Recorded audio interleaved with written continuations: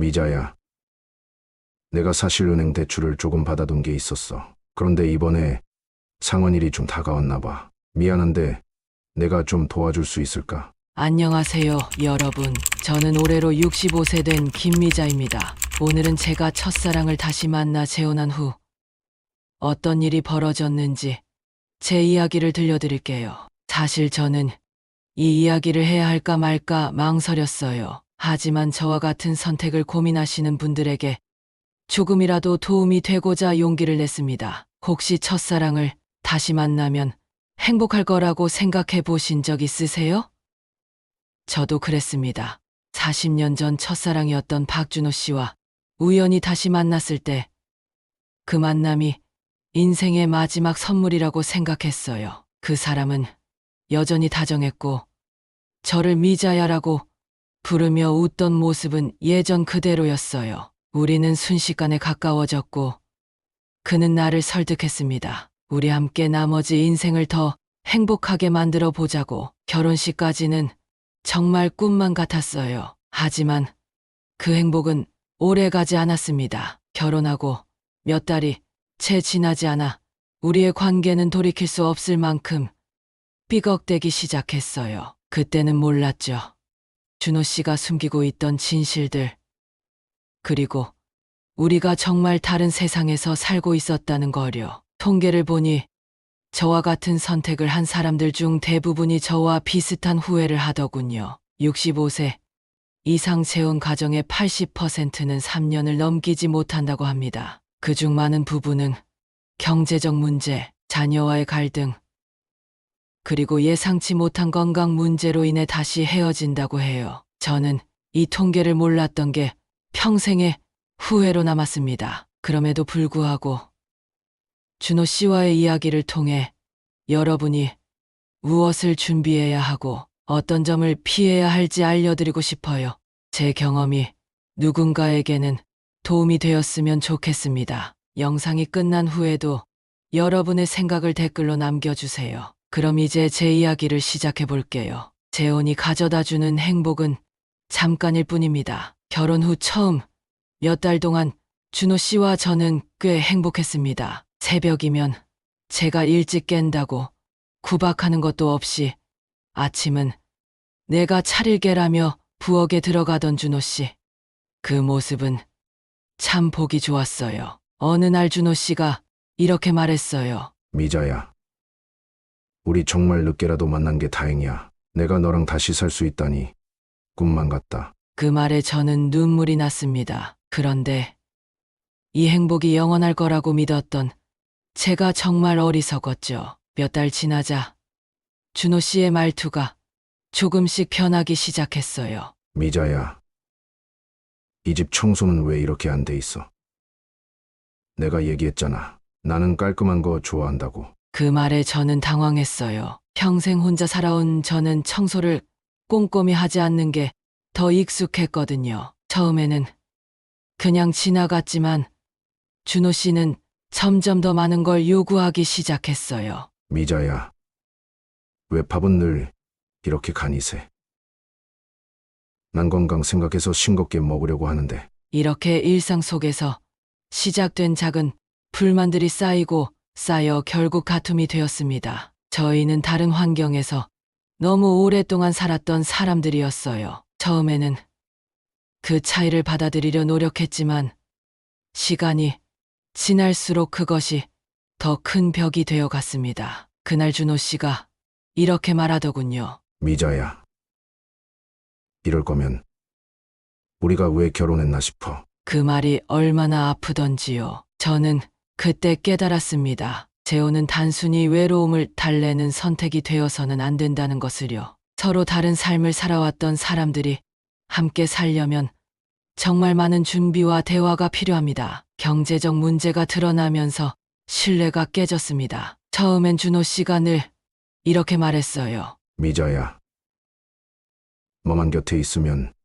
내가 가진 거 다 필요 없어. 우리가 나이 들어서 돈 때문에 다투는 일은 절대 없을 거야. 그 말에 저는 정말 안심이 되었어요. 저는 제 재산 문제도 준호 씨의 경제적 상태도 깊게 따져보지 않았습니다. 그냥 서로를 믿고 시작했죠. 그런데 결혼한 지 6개월쯤 되었을 때 준호 씨가 갑자기 조심스러운 얼굴로 이런 말을 꺼냈습니다. 미자야, 내가 사실 은행 대출을 조금 받아둔 게 있었어. 그런데 이번에 상환일이 좀 다가왔나 봐. 미안한데 내가 좀 도와줄 수 있을까? 그 순간 제 머리가 띵했습니다. 조금이라고 했지만 금액은 적지 않았어요. 준호 씨는 처음에는 작은 금액만 부탁했지만 시간이 지날수록 점점 더 많은 금전적 도움을 요청했습니다. 알고 보니 그 돈은 단순히 대출 상환이 아니라 준호 씨의 자녀들 문제와도 얽혀 있었습니다. 한 번은 준호 씨가 자녀들과 통화를 마친 뒤에 이렇게 말하더군요. 미자야, 우리 아들이 지금 사업이 좀 어렵대. 내가 조금 도와주면 나아질 것 같아. 내가 이해해 줄 거지? 그 순간 저는 속이 뒤집히는 것 같았습니다. 제 자녀들에게는 한 번도 경제적으로 기대해 본 적 없는 제가 그의 자녀들까지 신경 써야 한다는 사실이 너무 힘들었어요. 제가 준호 씨, 우리도 노후를 생각해야 하잖아요라고 말하자 준호 씨는 갑자기 표정이 굳더니 이렇게 대답했습니다. 미자야, 그럼 내 자식들한테는 돈 안 줄 거야. 우리도 똑같이 생각해야지. 내 아이들이라고 다를 게 뭐야. 이런 대화가 반복되면서 저는 점점 지쳐갔습니다. 한때는 서로의 동반자가 되어줄 거라고 믿었지만 이제는 더 이상 신뢰도 안정감도 느낄 수 없었습니다. 저는 이 재혼이 외로움을 채워주는 게 아니라 오히려 제 삶의 평화를 앗아가는 선택이 되고 있음을 깨달았어요. 자녀들 간의 갈등이 가족을 무너뜨렸습니다. 재혼 후 얼마 지나지 않아 양쪽 자녀들 간의 갈등이 굵어지기 시작했습니다. 명절에 모두 모이기로 했던 날이었어요. 제 딸은 처음에 엄마, 저는 그냥 엄마랑 조용히 보내고 싶어요라고 했지만 제가 설득해 모임에 참석시켰죠. 그런데 준호 씨의 아들이 가족 모임 자리에서 이런 말을 하더군요. 아줌마 딸은 매번 빈손으로 오네요? 우리 아버지한테 의지할 생각으로 결혼한 거 아니에요? 그 말에 제 딸은 얼굴이 빨개졌고 분위기는 순식간에 얼어붙었습니다. 준호 씨도 그 상황을 불편해하며 대화를 돌리려고 했지만 제 딸은 바로 자리를 떠났습니다. 그 후로는 갈등이 더 깊어졌어요. 준호 씨의 자녀들은 제 자녀들이 상속을 노리고 있다고 생각했고 제 자녀들은 준호 씨가 우리 가족에게서 엄마를 뺏어가려고 한다고 생각했어요. 저는 그 사이에서 하루하루 피가 마르는 기분이었습니다. 결국 저는 준호 씨에게 이렇게 말했어요. 준호 씨, 우리가 서로의 가족들을 더 이해할 방법을 찾아야 하지 않을까요? 이런 식이면 정말 힘들어요. 그때 준호 씨가 이렇게 답했습니다. 미자야, 내가 조금 더 양보하면 괜찮아질 거야. 자식 문제는 오래 걸리더라도 해결될 거니까 너무 걱정하지 마. 하지만 그 말은 사실이 아니었습니다. 자녀들 간의 갈등은 해결되기는커녕 더 커져만 갔습니다. 이 갈등이 제가 재혼을 후회하게 만든 가장 큰 이유 중 하나였어요. 건강 문제는 예상치 못한 부담이 되었습니다. 재혼 후 1년이 조금 지났을 때 준호 씨가 건강이 급격히 나빠지기 시작했습니다. 어느 날은 허리가 아프다며 병원에 갔는데 의사 선생님께서 이렇게 말씀하시더군요. 허리 디스크가 많이 진행된 상태입니다. 수술이 필요할 수도 있습니다. 그때부터 준호 씨를 간병하는 일이 제 하루의 대부분이 되었어요. 물론 제가 그를 간호하지 않겠다는 건 아니었어요. 하지만 체력이 점점 떨어지는 나이, 경제적 여유도 없는 상황에서 이 모든 걸 제가 감당해야 한다는 생각에 점점 지쳐갔습니다. 한 번은 제가 힘들어서 이렇게 말했어요. 준호 씨, 간병인을 쓰는 게 어떨까요? 저는 혼자 하기엔 점점 벅차요. 그런데 그는 정색하며 이렇게 대답했습니다. 미자야, 내가 힘들어도 내가 나를 봐줄 거라고 믿었는데 이렇게 나오면 정말 서운하다. 그 말을 듣고 저는 더 큰 죄책감에 시달리게 되었고 제 자신을 돌보는 일조차 포기하게 되었습니다. 건강 문제는 결국 저희 관계를 더 악화시켰고 서로에게 큰 상처로 남았습니다. 작은 불만들이 쌓여 후회는 더 커져만 갔습니다. 준호 씨와 재혼을 결심하기 전 저는 이 사람이 얼마나 다정하고 믿음직스러운지에만 초점을 맞췄습니다. 하지만 재혼 후 작은 문제들이 점점 저를 지치게 만들었어요. 그 작은 것들이 쌓여 결국 큰 벽이 되어버렸죠. 준호 씨는 평생 혼자 사는 동안 자신만의 생활 습관을 완벽히 만들어 놓은 사람이었어요. 아침 7시 정각에 일어나 창문을 열고 환기를 시키는 것부터 매 끼니의 특정한 종류의 반찬이 꼭 올라와야 한다는 것까지요. 처음에는 그게 귀여운 고집처럼 보였어요. 그런데 시간이 지나니 그건 고집이 아니라 완벽주의라는 걸 깨닫게 되었죠. 하루는 제가 늦잠을 자고 일어났는데 부엌에서 준호 씨가 제게 이렇게 말하는 겁니다. 미자야, 내가 이런 식이면 우리 집은 엉망이 될 거야. 나는 너를 믿고 결혼했는데 나를 너무 실망시키지 않았으면 좋겠어. 그 말에 상처받았지만 저는 애써 참았어요. 하지만 준호 씨는 사소한 문제 하나하나를 지적하며 저를 점점 더 압박했습니다. 미자야, 청소를 왜 이렇게 대충 해?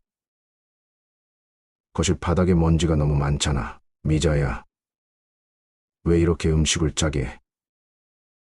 내 건강 생각 안 해주는 거야. 그런 말을 들을 때마다 저는 예전에 저 자신이 그리워졌습니다. 혼자일 때는 이런 비판을 들을 필요도 누구에게 맞추려 애쓸 필요도 없었거든요. 그러던 어느 날 제 자녀들이 집에 놀러 왔습니다. 평소보다 소란스러운 분위기 속에서 손주들이 뛰어다니는 모습을 보고 저는 오랜만에 웃을 수 있었어요. 그런데 준호 씨는 소파에 앉아 인상을 잔뜩 찌푸리고 있더군요. 미자야, 내 자식들은 너무 시끄러워. 집을 왜 이렇게 어지럽히는 거야?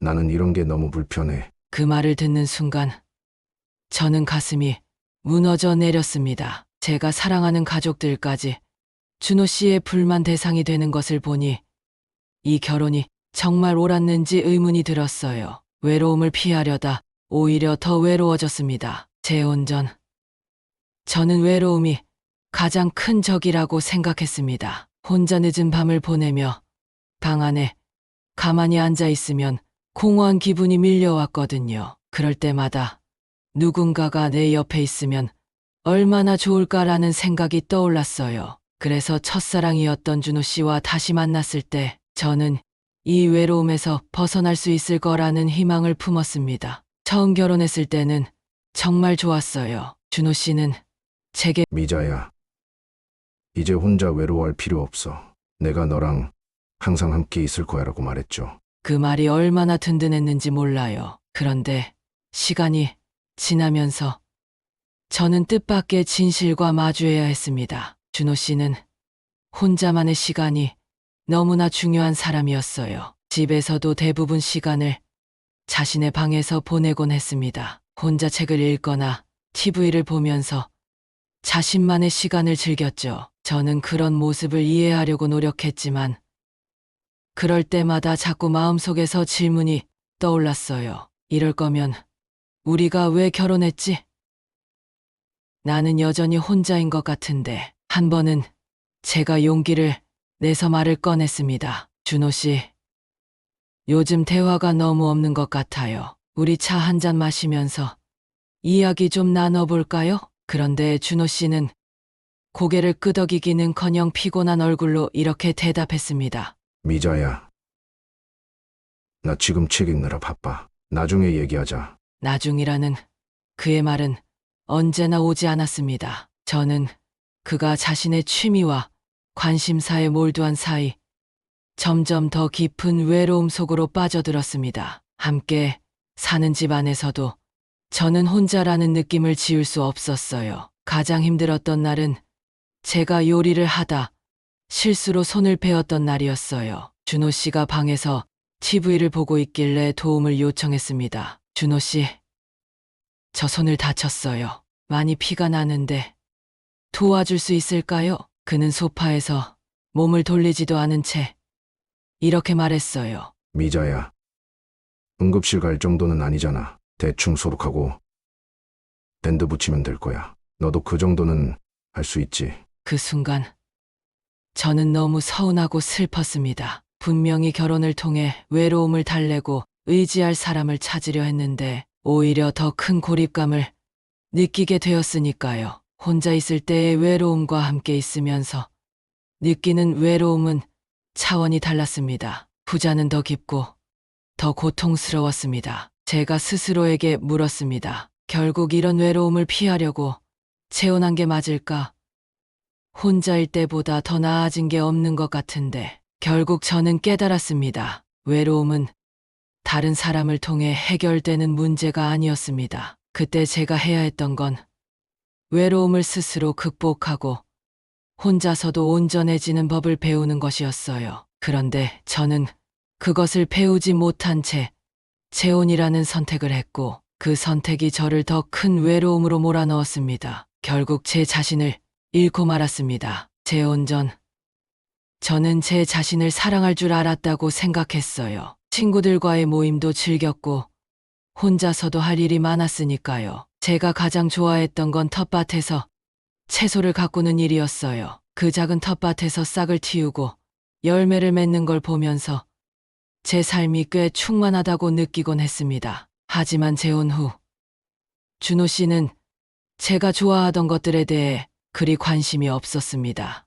미자야, 혼자 나가서 뭐 하려고 해? 그냥 집에서 쉬어. 나는 내가 내 옆에 있는 게 제일 좋아. 그 말은 듣기에 다정했지만 점점 저를 속박하는 말로 느껴졌습니다. 텃밭에 나가려고 할 때마다 준호 씨가 시무룩한 얼굴을 하는 걸 보다 보니 저는 텃밭에 나가는 횟수를 줄이기 시작했어요. 친구들과의 약속도 마찬가지였습니다. 준호 씨는 이런 식으로 말했죠. 미자야, 이제는 내 친구들보다 우리가 더 우선 아니야. 친구들은 나중에도 만날 수 있잖아. 우리 시간을 좀 더 소중히 생각하자. 그의 말은 틀리지 않았다고 생각했어요. 그래서 친구들과의 약속을 뒤로 미루고 준호 씨와의 시간을 더 가지려고 노력했습니다. 하지만 정작 준호 씨는 자신만의 시간에 더 몰두했어요. 그는 대부분의 시간을 자신의 방에서 보내거나 TV를 보며 보냈고 저는 그를 기다리는 시간이 점점 길어졌습니다. 결국 제 일상은 준호 씨의 리듬에 맞춰지기 시작했습니다. 준호 씨가 좋아하는 음식을 준비하고 그가 원하는 시간에 집안을 정리하며 그의 생활 방식에 적응하려고 했었죠. 그렇게 제 자신이 조금씩 사라지고 있다는 걸 깨닫게 된 건 꽤 시간이 지나고 나서였어요. 한 번은 제가 그에게 이렇게 말했어요. 준호 씨, 요즘 제가 예전 같지 않은 것 같아요. 내가 좋아하던 것들을 다 잊고 사는 것 같아요. 그랬더니 준호 씨는 이렇게 대답했습니다. 미자야, 그런 건 별로 중요하지 않아. 우리가 잘 지내는 게 더 중요하지 않아. 너는 나한테 잘해주고 있고 나는 그걸로 충분히 만족스러워. 그 말은 그의 입장에서는 칭찬이었을지도 몰라요. 하지만 제게는 더 큰 상처가 되었습니다. 내가 누군지, 내가 뭘 좋아하는지, 그 모든 것들이 그에게는 중요하지 않다는 뜻처럼 들렸거든요. 저는 예전에 혼자였을 때는 제 삶에 대한 통제권을 가지고 있었습니다. 내가 어떤 일을 할지, 누구를 만날지, 어떤 방식으로 하루를 보낼지 전부 제가 결정했죠. 하지만 준호 씨와 재혼한 후 그 통제권은 점점 그에게 넘어갔습니다. 한 번은 텃밭을 정리하러 나가려는데 준호 씨가 이런 말을 하더군요. 미자야, 그 시간에 그냥 나랑 산책하는 게 더 어때? 너는 나랑 같이 있는 게 더 좋을 거야. 결국 저는 그날 텃밭에 가지 않았습니다. 대신 준호 씨와 산책을 했지만 그 산책이 즐겁지는 않았어요. 제가 좋아하던 일을 포기하면서까지 그와 시간을 보내야 한다는 사실이 저를 점점 더 공허하게 만들었거든요. 시간이 지나면서 저는 더 이상 제 자신을 돌보지 않게 되었습니다. 텃밭은 잡초로 가득 찼고 친구들과의 관계는 소원해졌으며 제가 좋아했던 일들은 전부 뒷전으로 밀려났습니다. 결국 제가 거울 속에서 마주한 사람은 더 이상 제가 아니었습니다. 여러분, 제가 이렇게 제 이야기를 꺼낸 이유는 단 한 가지입니다. 누군가 저처럼 후회하지 않았으면 하는 마음에서요. 저는 재혼을 통해 외로움에서 벗어나고 노년의 삶을 더 행복하게 만들 수 있을 거라 믿었습니다. 하지만 결과적으로 제 인생은 더욱 힘들고 외로운 길로 접어들었어요. 첫사랑이라는 낭만에 이끌려 시작했지만 현실은 달랐습니다. 서로 다른 환경에서 살아온 두 사람이 함께 산다는 것은 단순히 사랑만으로 해결되지 않았습니다. 생활 습관, 자녀 문제, 경제적 부담, 그리고 건강 문제까지 제가 감당할 수 없을 만큼 많은 벽들이 저희를 갈라놓았어요. 결국 재혼은 저를 더 외롭게 만들었습니다. 혼자 있을 때의 외로움과 함께 있을 때 느끼는 외로움은 전혀 다르더군요. 재혼 전 저는 혼자 있는 법을 배우지 못했고 나 자신을 먼저 사랑하는 방법도 몰랐습니다. 그게 제 가장 큰 실수였어요. 여러분께 드리고 싶은 말씀은 재혼을 고민하고 계시다면 신중하게 생각하라는 것입니다. 재혼은